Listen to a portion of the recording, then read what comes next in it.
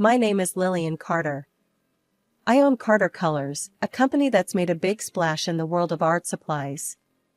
I've worked my butt off to get where I am, and at 35, I felt like I was on top of the world. It was at a trade show in New York where my life took a turn that I hadn't seen coming. Walking through the crowded venue, I could hear the buzz about the latest trends in art materials. That's where I bumped into Ethan Gray. You could say he was famous, or more like infamous, in the art circles. His paintings sold for thousands, and his personal life filled just as many gossip columns. Lillian Carter, right? Ethan's voice cut through the noise as he approached my booth, his eyes scanning the vibrant display of aerosol paints.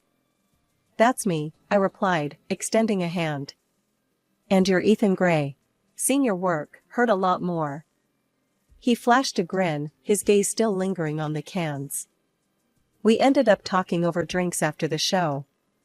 Ethan was charming, no doubt about it, and he knew how to make a girl feel like she was the only one in the room. So, Lillian, how'd you get into this gig? Ethan asked, swirling his drink. Started in my garage. Just me, some paint, and too many ideas. Now it's this, I said, spreading my arms wide. What about you? Always a painter? Kind of fell into it, he shrugged.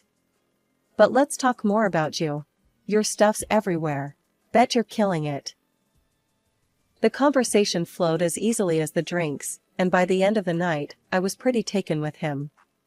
Ethan wasn't just interested in my business, he seemed genuinely into me.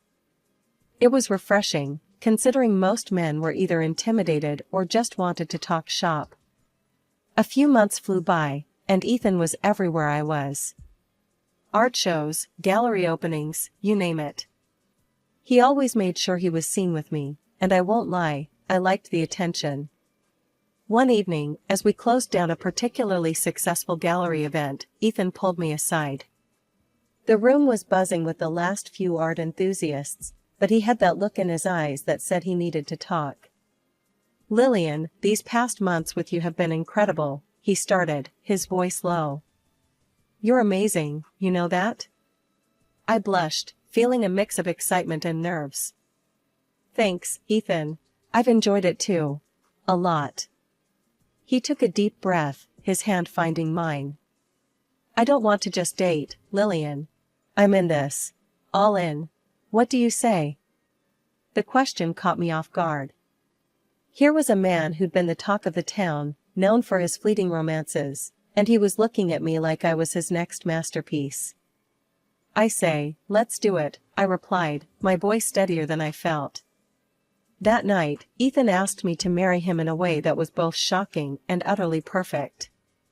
It wasn't long before we were planning a wedding that was bound to be as colorful as my paints. After our whirlwind wedding, which was the talk of the town, Ethan and I moved into a spacious new house that I had picked out, imagining kids running around, their laughter filling up the halls. It was a big step, buying that place, but I felt it was right. It felt like our future was starting to take shape right before my eyes.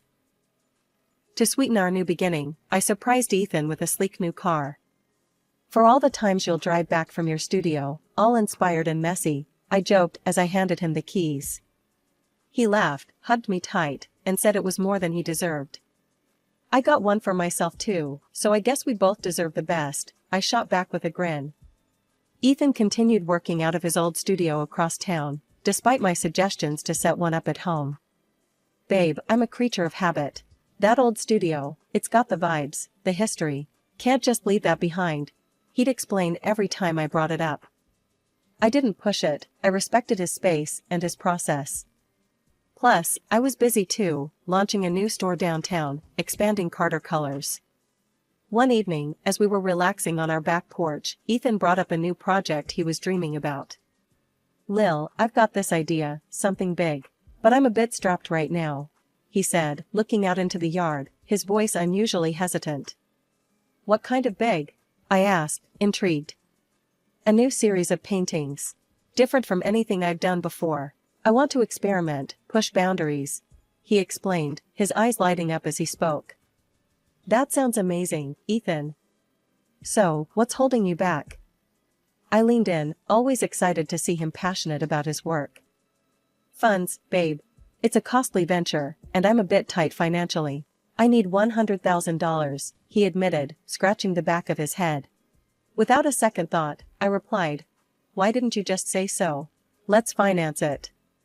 "Lillian, you are incredible. Seriously, the most generous woman in the world," he said, his voice thick with emotion. I brushed off his praise with a wave of my hand. "Stop it. Just go make those masterpieces." The money went into his account, and soon after, Ethan's project kicked off. We'd go to his exhibitions together, and it was hard not to feel proud as I watched him talk about his art, the crowds hanging on his every word. I felt like we were a power couple, making our marks in our respective fields. One night, after an especially successful opening, we celebrated over dinner. "You see, Lil, this is all because of you. You inspire me," Ethan said, reaching across the table to squeeze my hand. "Nah, it's all you, babe. I just provided the canvas, you're the one making the magic happen," I replied, squeezing back. "But seriously, I don't know what I'd do without you," he continued, his gaze intense. "Let's not find out, okay?" I joked, trying to keep the mood light. As we clinked glasses, I felt like everything was falling into place. The night of Ethan's birthday was supposed to be perfect. I had everything planned down to the last detail: dinner at one of the city's most exclusive restaurants, followed by a helicopter ride over the glittering skyline. I wore my favorite red dress, the one Ethan said made me look like $1,000,000. I arrived early, a bundle of nerves and excitement. The maitre d' showed me to our table, a secluded spot with a view of the city lights. I ordered a glass of wine and waited, my heart pounding with anticipation. Half an hour late, Ethan finally walked in, but not alone. My heart sank as I saw him enter with a young woman on his arm, laughing at something he'd said. My stomach churned as they approached the table. "Lillian, I need to talk to you," Ethan said, his voice serious all of a sudden. I looked from him to the woman, my eyes wide. "This better be good, Ethan. Who's this?" "This is Lana," he introduced her, and she gave me a small, almost mocking wave. "Look, Lillian, I'll be straight with you. I've fallen for Lana. We're in love, and I'm going to marry her." His words hit like a punch to the gut. Lana, standing a bit too close to Ethan, looked at me with a smirk. "Sorry you had to find out this way," she said, her tone anything but apologetic. Ethan handed me an envelope. "I've filed for divorce. And I'll need half of everything we acquired together." I stared at the papers in my hands, my whole body shaking.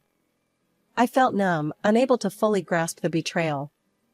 The love and life I thought we were building crumbled before my eyes. As they turned to leave, Lana glanced back and waved at me with a malicious smile. The sight of it filled me with a cold rage. But I just sat there, silent, watching them walk away. After they left, I downed my wine in one gulp and dialed Laura, my best friend. She picked up on the first ring. "Laura, it's me.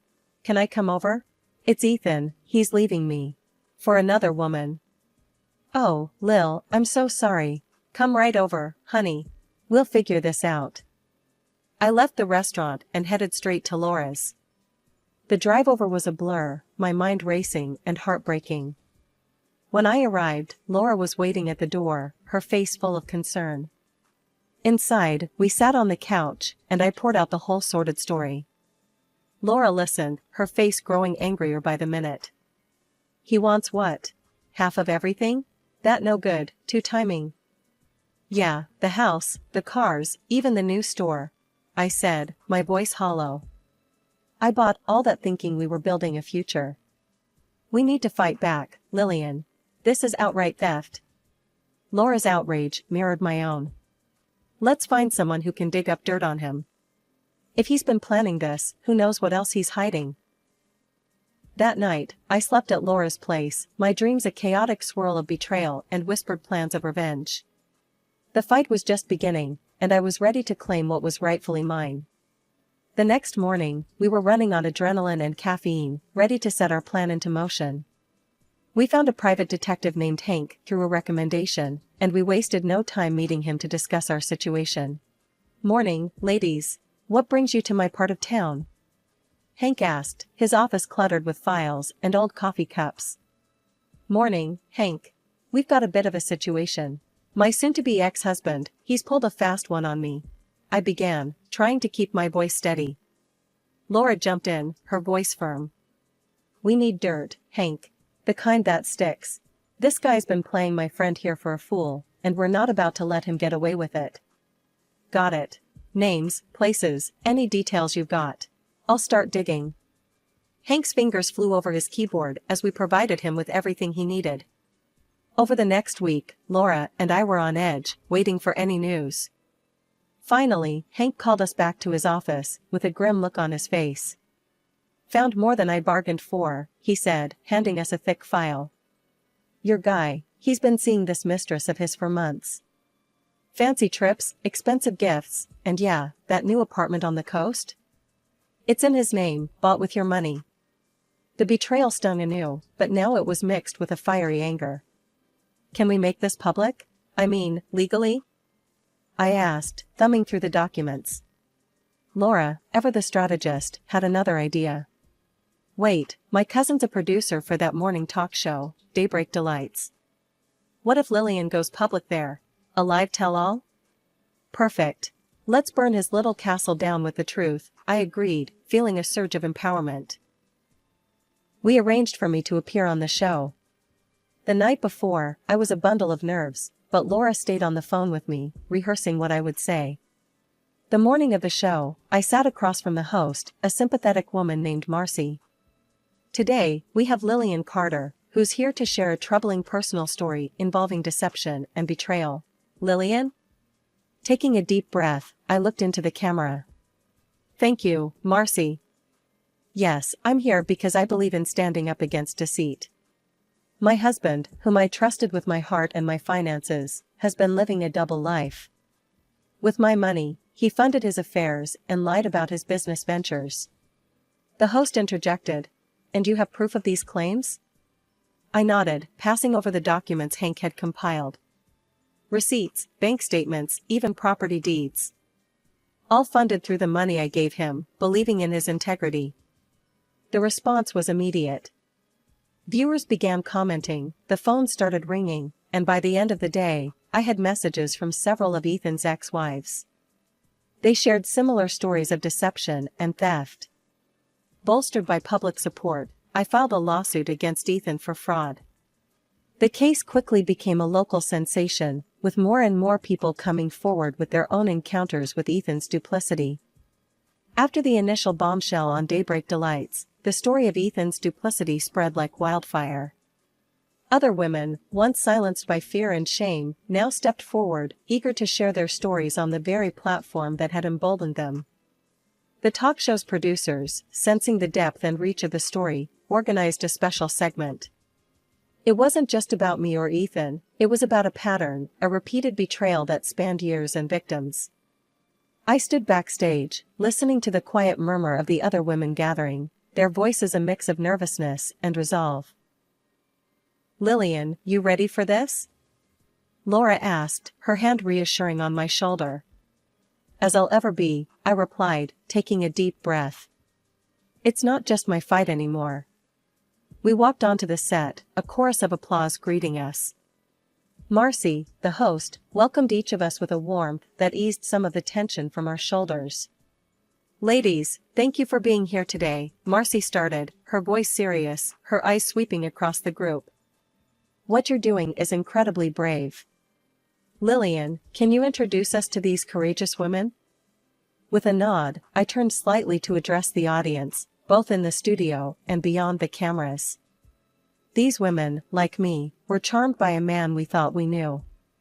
But behind the love and promises were lies that cost us more than just broken hearts. They cost us our trust, our security. One by one, the women shared their tales. The pattern was starkly similar: whirlwind romances, quick commitments, and then the slow, painful realization of being used.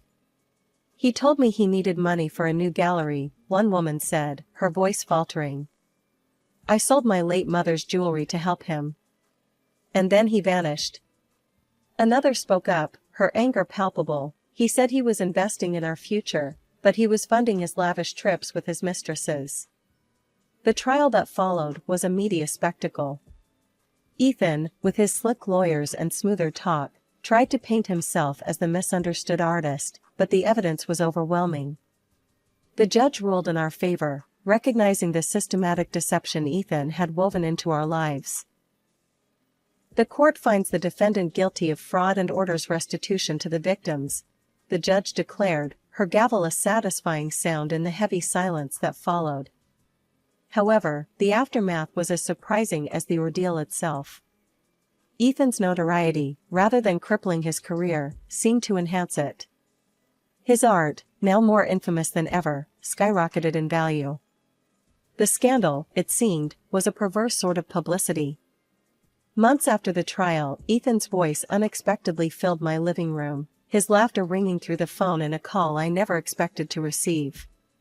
"Lillian, darling, I must thank you," he sneered, his voice oozing false sweetness. "What are you talking about, Ethan?" I replied, my grip tightening around the phone.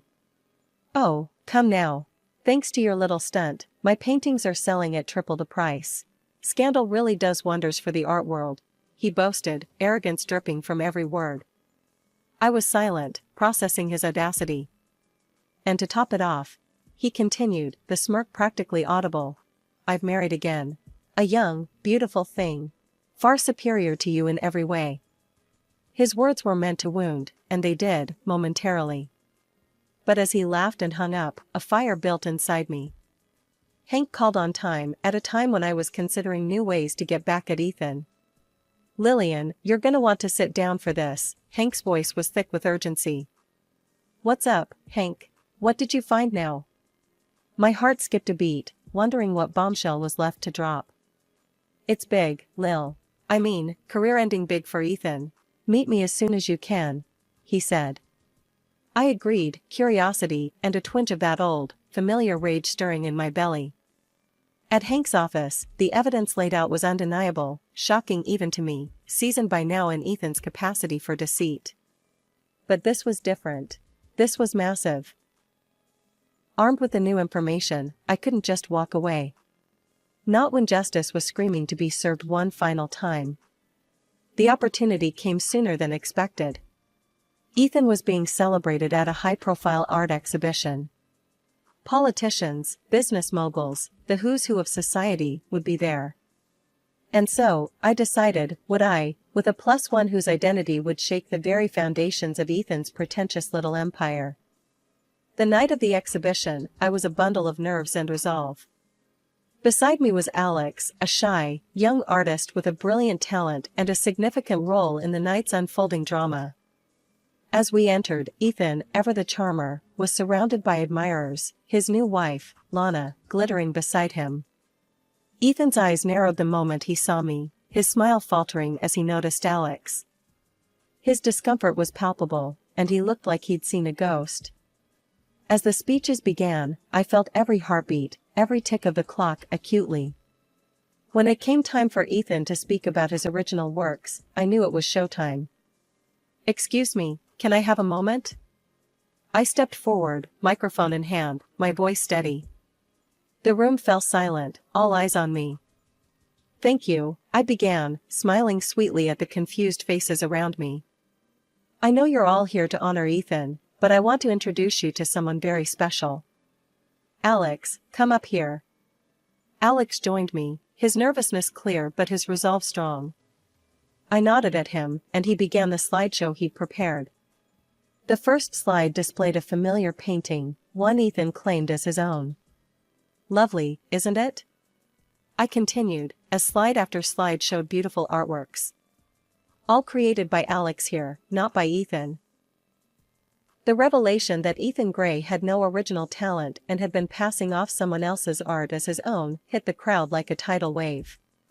The grand hall, once filled with the murmur of admiration, was now abuzz with shock and indignation. Alex stood beside me, his presence calm yet powerful against the storm of reactions. His admission on the stage, backed by undeniable evidence of contracts and payments, mere crumbs compared to the fortunes Ethan had made, was the final nail in the coffin of Ethan's career. "I was hired by Ethan years ago," Alex's voice echoed in the hall, now hushed to catch every word. "He promised exposure and mentorship, but all I got was a corner in a studio and secrecy, while he sold my work as his own for huge profits." The guests, many of whom were prominent figures in the art world, looked at Ethan with a mix of disbelief and disdain. His shoulders slumped, his usual charm dissipated into the air, leaving behind the shell of a man exposed by his own greed and deceit. One furious collector stood up, his voice booming across the room. "You sold me a lie. I demand a refund, Ethan. How could you?" His outcry was a catalyst. More voices rose in agreement, demanding justice for the deception they had unknowingly supported. Lana, who had been standing by him in what she assumed was her moment of social ascent, now recoiled as if struck.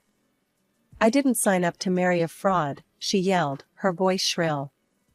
"We're done, Ethan." She stormed out, her exit as dramatic as the scandal unfolding. Reporters, quick to sense the magnitude of the scandal, began furiously taking notes, their cameras flashing. The air was electric, charged with the thrill of downfall and the drama of truth unveiled. Seeing an opportunity not just for vengeance, but for rightful recognition, I stepped forward once more, seizing the moment to turn the tide.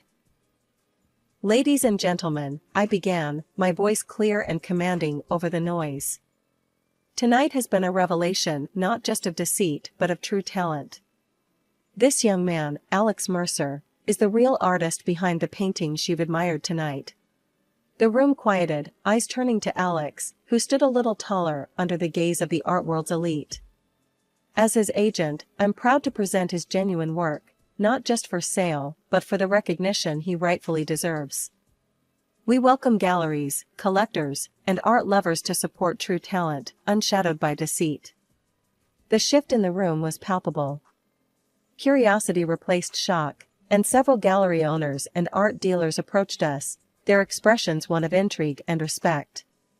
"Mr. Mercer, could we discuss potential exhibitions?" one gallery owner asked, her tone eager and genuine.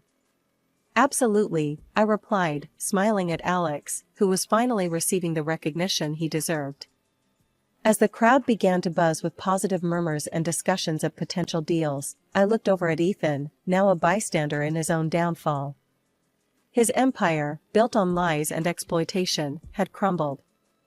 4 years had flown by since that explosive night at the exhibition. Life, it seemed, had settled into a rhythm more beautiful and fulfilling than I ever could have imagined. Alex and I, now not just partners in business but in life, had woven our paths together. The morning light filtered through our bedroom window, casting playful shadows on the wall. Alex, already awake, was sketching by the window, his fingers moving deftly over the paper. Our little boy, Max, was already sitting at the table, munching on his breakfast. "Mommy, look." Max held up his crayon masterpiece, colors sprawling across the page in wild abandon. "That's amazing, buddy. You're gonna be just like Alex," I said, ruffling his hair. Alex joined us, placing a kiss on my head and then on Max's. "He's got your creativity, Lillian. We might have a little artist on our hands." Life had indeed been kind, but it wasn't just our family flourishing.